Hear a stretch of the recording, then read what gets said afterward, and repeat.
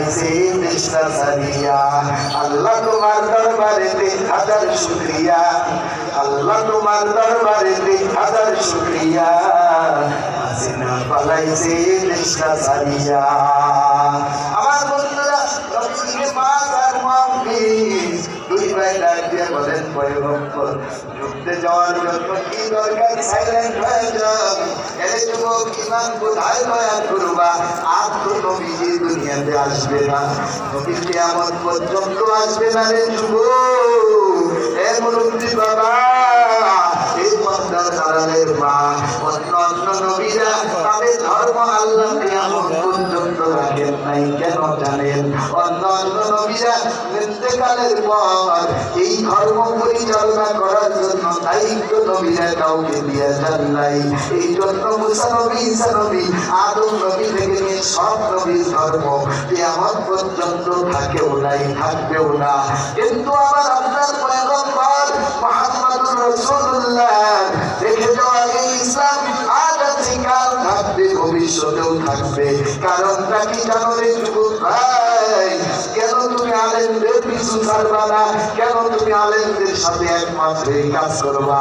আমার নবী কিয়ামত পর্যন্ত এই ধর্ম টিকানোর জন্য দায়িত্ব হিসাবে আল্লাহর নবী আলেম ওলামাদের প্রতি ওয়ারাসাতুল আম্বিয়ার ট্যাগ লাগিয়ে গিয়েছেন। নবী বলছেন, উম্মতের দল, আমি নবী কিয়ামত পর্যন্ত থাকবো না, কিন্তু আমার জায়গায় আলেম ওলামারা বসে থাকবে। ওই আলেমদেরকে অনুসরণ যদি করো, আলেমদের পথে যদি তোমরা পরিচালনা হও, তাহলে আমি নবীর পথে পরিচালনা হয়ে সাহাবায়ে কেরাম যেমন জান্নাতের টিকিট পেয়েছেন, তোমরাও কিয়ামত পর্যন্ত হক্কানি আলেমদের সাথে থাকলে আল্লাহ নবী বলছেন, তোমরাও কিয়ামতের ময়দানে আমি নবীর সাথেই জান্নাতে যাইবা।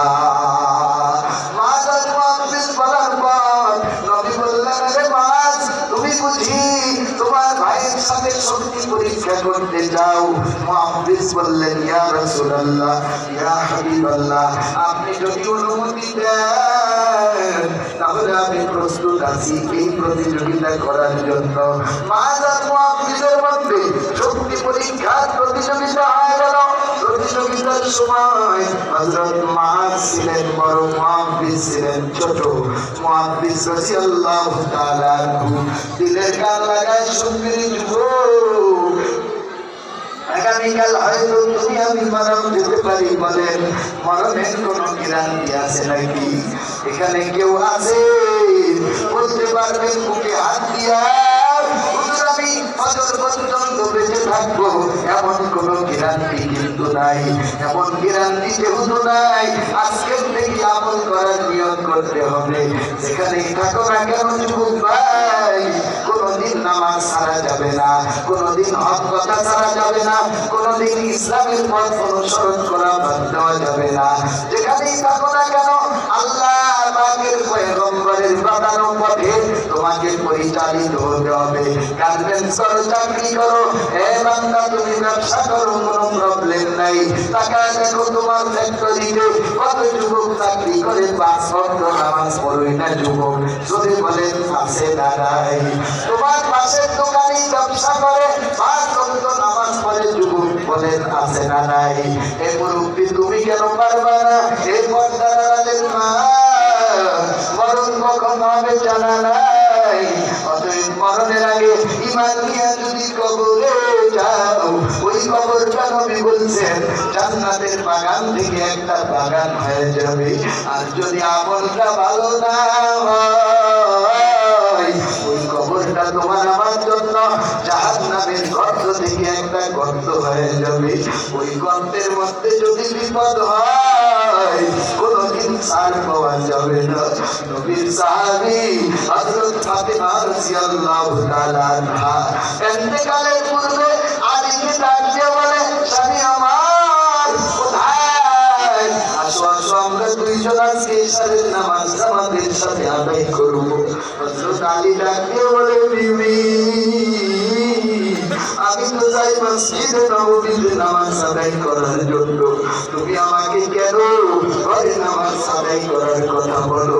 ফাতেমা ডাক দিয়ে বলে, স্বামী আমার, তুমি তুমি জানো না। আমার আজকে স্বপ্নের মধ্যে আমার পিতা মুহাম্মদুর রাসূলুল্লাহর সাথে জিয়ারত হয়েছিল। নবী আমার পিতা আমার বাবা আমার ডাক দিয়ে বলছিল, ফাতেমা আজকে তুমি দুনিয়ায় রোজা রাখবা, ইফতার করবা, আমি নবীর সাথে জান্নাতে। হযরত ফাতেমা এই কথা বলার পর আলী আর বুঝতে বাকি নাই আমার বিবি আর দুনিয়াতে বাঁচবে না। হযরত আলী ইশারের নামাজ আদায় করে হযরত ফাতেমার সাথে ঘুমিয়ে বললেন, আজরাইল কিন্তু এমন এক মানা করলো যে মাউত ঘরে ঢোকার জন্য কোনো পারমিশনের প্রয়োজন নাই। মরণ থেকে যতই পালাও মরণ তোমায় লইবে ঘিরি। যদিও সুদূর আকাশ পানে ঢুকাও সেটাই লাগিয়েছি। নদী পথে নৌকা চালাও ও মাঝি ভাই, বেলা ডুবার আগে আমিও পার উঠতে চাই। ডুবে গেলে বেলা আর উঠে না, ভেঙে গেলে বেলা ডুবার জমে না। ফাতেমা রাদিয়াল্লাহু আনহা হযরত আলীকে রাত্রিবেলায় ডাক দিয়ে বলে, হে স্বামী আমার, আমি যদি রাত্রিবেলায় মারা যাই, আমি যদি রাত্রিবেলায় মারা যাই, আমার জানাজাটা রাত্রিবেলায় করাইবে এবং আমার কাফনটাও আপনি রাত্রিবেলায় করাইয়া দিবেন। তবে একটা শর্ত, আমার স্বামী আপনি ভালো করে শুনে নেন, আমি ফাতেমাকে যেই কবরে রাখবে আপনার নিজ হাতে কবরের মধ্যে রাখবে, আমার দেহটা যেন দুনিয়ার কেউ না দেখতে পায়। হযরত আলী রাদিয়াল্লাহু তাআলা আনহু কিছুক্ষণ পর দেখেন ফাতেমা আর দুনিয়ার মধ্যে নাই।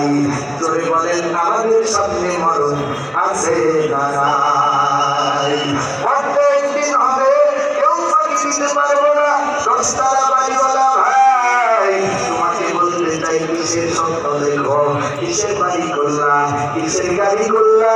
এই 10 তলার বিল্ডিংয়ের ছাদে থেকে তোমাকে ঘাবড়ায়া পিটায়া তারপরে কাউকে অপমান করে বের করে দেওয়া হয়। করোনার সময় আপনারা জানেন, বাবা মারা গেছে, সন্তান জানাজার নামাজ পড়াই নাই, ভাই মারা গেছে, আরেক ভাই জানাজার নামাজ পড়াইতে পারে নাই। বলছে করোনা ভয়, মরণের ভয়, করোনাকে ভয় করে, আল্লাহকে ভয় করে না। অথচ মরণ তিনি দেন, চিৎকার দিয়ে বলেন তিনি কে? তিনি হলেন আমার আল্লাহ। হযরত আলী তাকে দেখে ফাতেমা আর দুনিয়ার মধ্যে জীবিত নেই।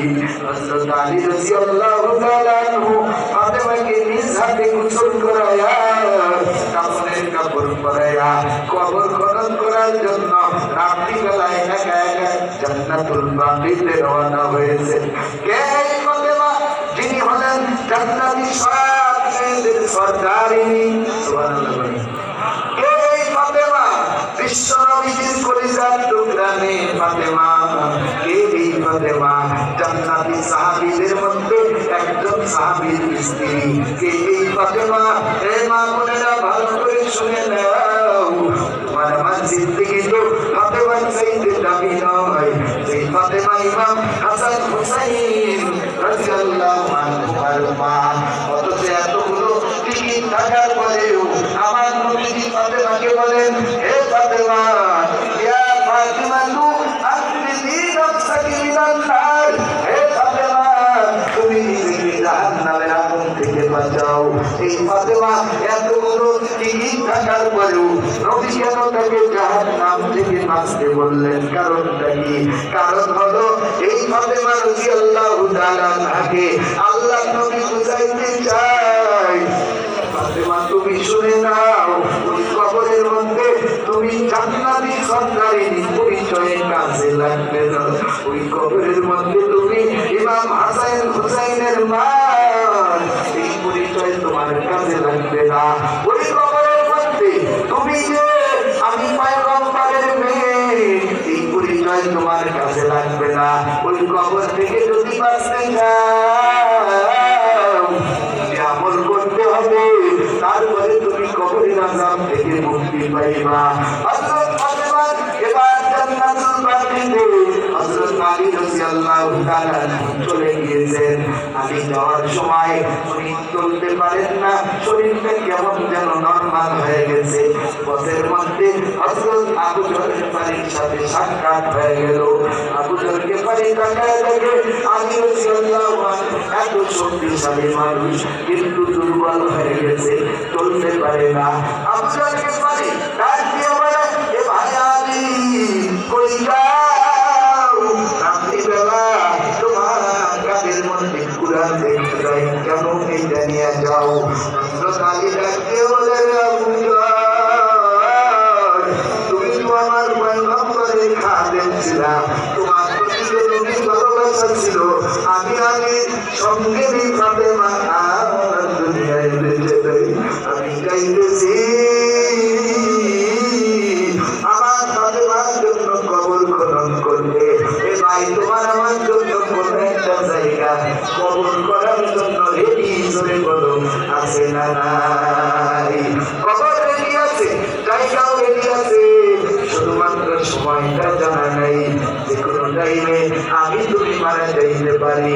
আবু যর গিফারী ডাক দিয়ে বলে, ও আলী তুমি যদি অনুমতি দাও তোমার বিবি সবের জন্য আমি আবু যর গিফারী কবর খনন করে দিতে চাই।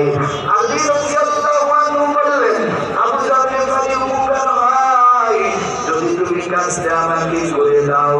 আবু যর গিফারী বললেন, আপনি বাড়ির দিকে চলে যান, আমি আপনার বিবির জন্য কবর খনন করতেছি। হযরত আবু যর গিফারী নবীজির মেয়ে ফাতেমার জন্য কবর খনন শুরু